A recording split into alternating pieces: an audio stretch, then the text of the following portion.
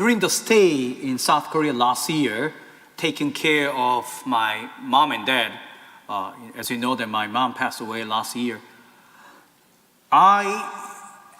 because of the pandemic, I was trapped there. I mean, I supposed to come back last year, February.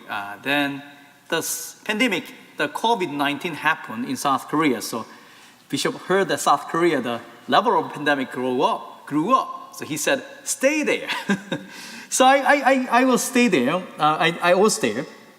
While I was doing that, while I was there, I completed a cross-country tour in South Korea with a bicycle. I had a little bicycle. I just took the bicycle, I just took off, and I completed cross-country tour. That is about 630 kilometers, equivalent to 390 miles, right? Cross-country tour, it sounds grandeur and awesome, but remember South Korea is 6 times smaller than Texas, you know? So it's really not much, huh?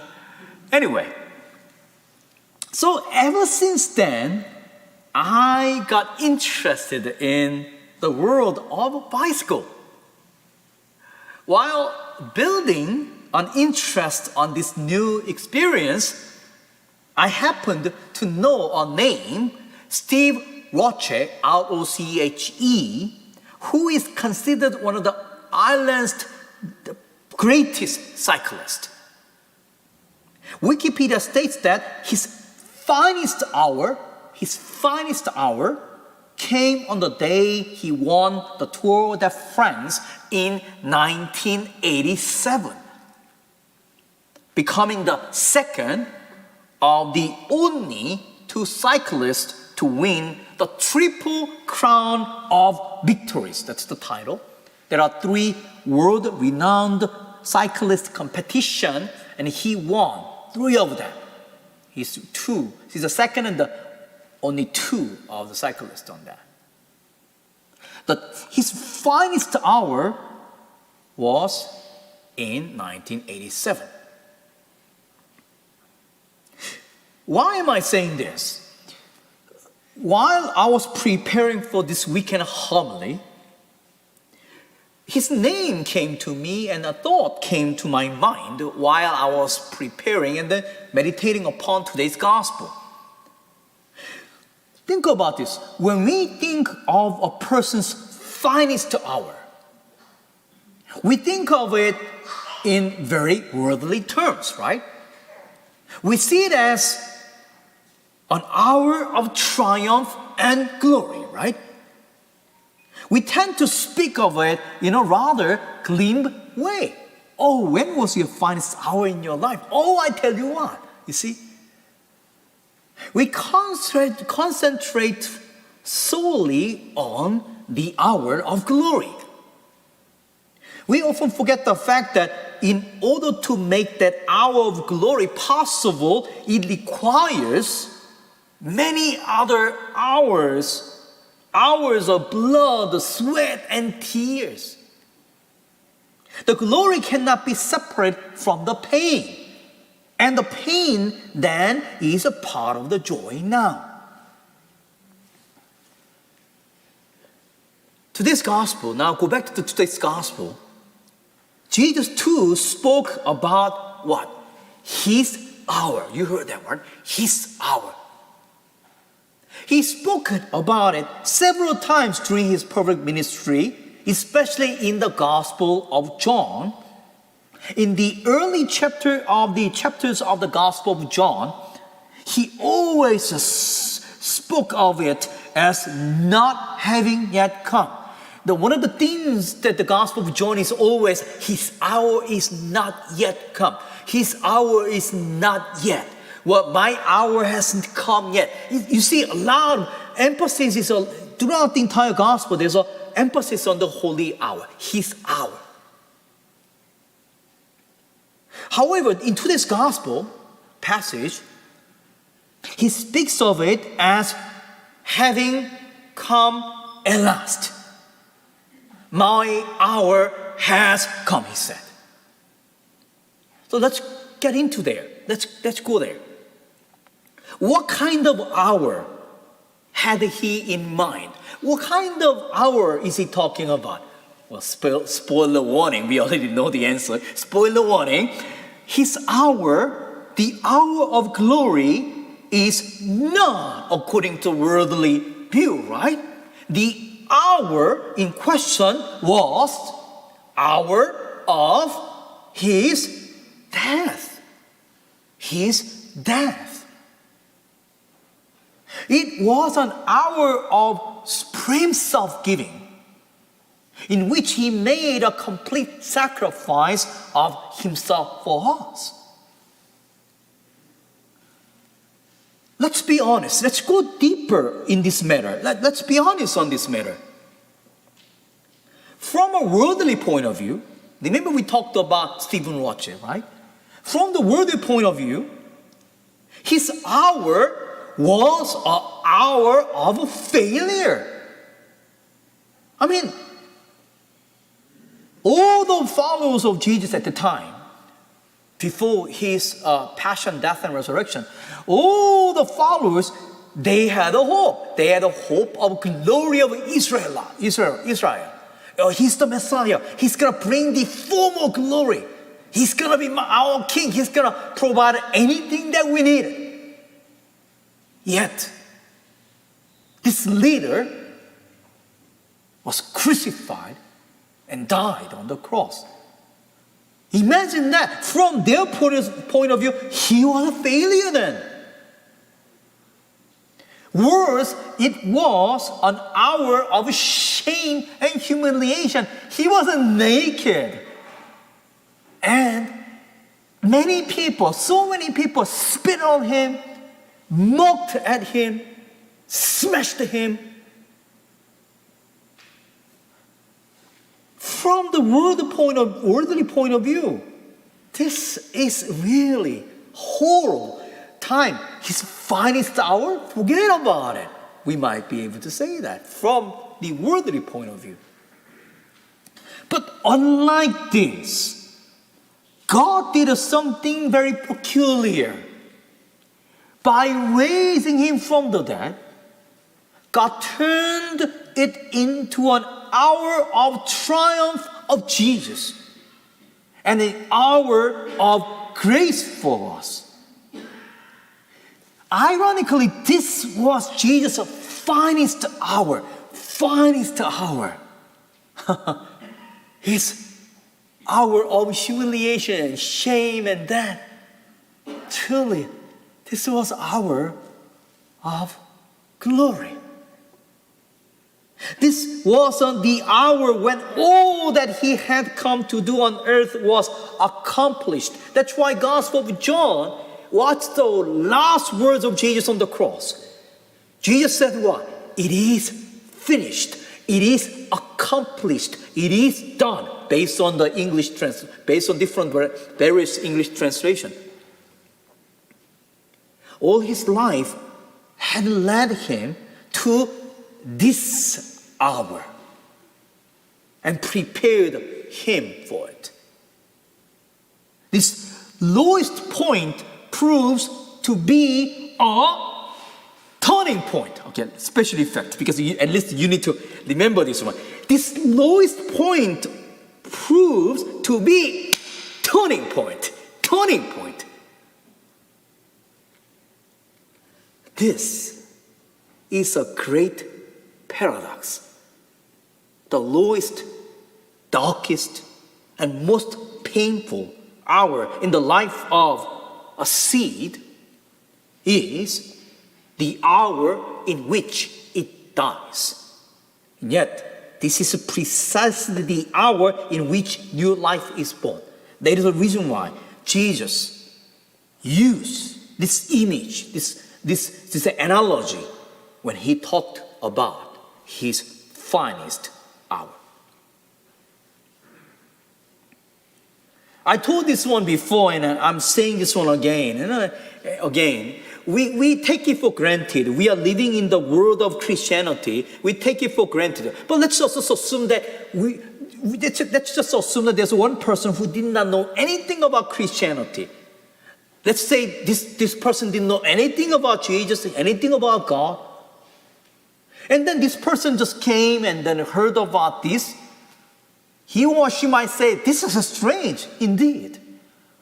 When I was in South Korea before the pandemic, I wanted to help the missionary sisters in Nepal because 80% of Nepalian, their religion is Hinduism. And I met all kind of deity there, including the living goddess there. I met her by chance.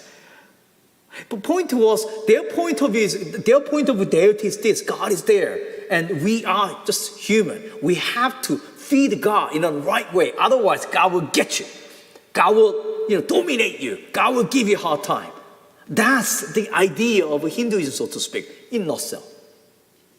But Christianity, think about it. Christianity, God became human, and He loved the world, He loved you, and He suffered and died on the crucifixion, and with a horrible, shameful death, and by that, God brought the glory. My gosh, this is a strange religion. Christianity is absurd, paradoxical, even appears to be ridiculous from time to time. Well, you must love your enemy. What? If somebody hit your cheek, put the other one there. What? Are you serious? Ridiculous. Yet, same way, Jesus is speaking to us. His finest hour is the hour of His death, His shame, His humiliation. Yet, God says, even today's gospel, He will bring the glory at that hour. Oh, Father, it's great, but what has to do with my life? What has to do with my life for this? It's the same with ourselves. Our lowest moments can prove to be a turning point. Remember I gave you special effect, huh? Our lowest moments can prove to be a turning point. Sure, moments of great worldly success, wonderful, fantastic, but I bet you and I had that experience. This wonderful moment, once I get there, I'll be fine, great, wonderful. But this moment, when the moment came, soon fade. The feelings are gone, often leaves us somehow empty inside. The abyss, right? I mean, I did this for this. On the other hand, moments of darkness, weakness, and failure can prove to be moments of great change and growth. As for instance, when an alcoholic hits a rock bottom, realize that he caused all this trouble to his or her family. And I say, at that moment, you know what? I gotta do something about this. I remember one young man. He almost overdosed with a drug. And he came to see me like my previous assignment there. And then he came to me, see me, and then knelt down, Father, I am going to be a better person. I am going to be better. Oh, trust me, he went through a tough time. He went to the rehabilitation center and he struggled. And how many times he came back to me with the tears, I cannot do this, I cannot do this. I still remember. One day, someday, he was out there in the mass. I was greeting the people, and he was all out there, and he did this. I did this. There we go. Reflecting on what for Jesus was his finest hour will help us to evaluate our lives differently. Looking back on our lives, we will see that. We will see that the incident which seemed to be great failures were the incidents which shaped the lives we have now. Don't get me wrong, it's tough. I'm telling you, it's tough. I remember when I took the cross-country tour by bicycle, 5 kilometers, about 3.5 miles uphill. Why I was doing this, I was like, why the heck am I doing this? Why the heck did I do that? Then once I reached the top, what happened? Downhill, 8 miles. So 8 kilometers, that's about 5 miles of downhill. I said, woohoo, I'm on the road. Until you get there, we suffered. To survive the low moment requires a special kind of faith. I will get there. There's a top of the hill. I will get there. Eventually, I will get there. It involves a sowing in tears. It would be unbearable unless there was a quiet hope mixed with our sadness. The hope that after years of struggle will come the harvest. I want to conclude the homily with these two quotations. I know many times we hear the homily, oh, this is good, wonderful. Then as soon as we leave the door, somehow we forgot. I mean, at least that was me when I was young. So here's the two quotations which will help you to remember today's homily. Well, the first one, I must have a public confession. I have a little note called illustration, meaning stories, and then all those stories. Whenever I read a book, whenever I read a newspaper, and this story was awesome, I normally, scrapped and copy and paste those stories in my notebook there. And I had this story, this quotation, but I did not write down the source of this story. This word. So if you ask me where I got this, I have no clue, all right? Have mercy on me. But here's the quotation. Here's a quote. This is a word from Van Gogh, G-O-G-H, Van Gogh, famous painter, right? His ears, right? That painter. Right. Now, this is what he said, quote. Summary of the homily today. Painting requires a lot of faith because one cannot prove at the outset that it will succeed. In the first years of hard struggling, it may even be a sowing of tears, but we shall check them because in the far distance we have a quiet hope of the harvest. It's not just a painting that requires a lot of faith. Life requires a lot of faith because it often involves sowing in sadness, in darkness, and sometimes almost in despair. But if we sow in good, sow the good, we will reap a harvest and reap it in joy, a joy made all the sweeter by the pain endured during the sowing. Unquote. I bet those ladies who gave birth, you know what that means, right? One more quote from the Psalm, very short quote. Psalm 126, 5 and 6. Psalm 126, 5 and 6. Quote from the Psalm.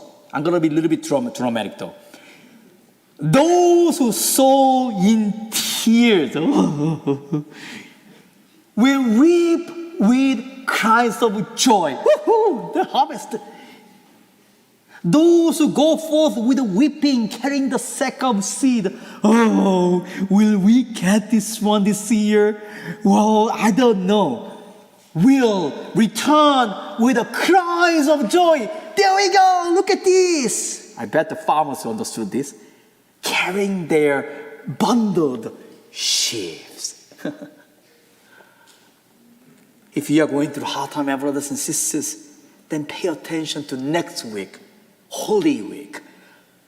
Next week we will hear this, his finest hour. Now you know what that means. Walk with the journey of the Lord. Next week, especially those who are struggling right now.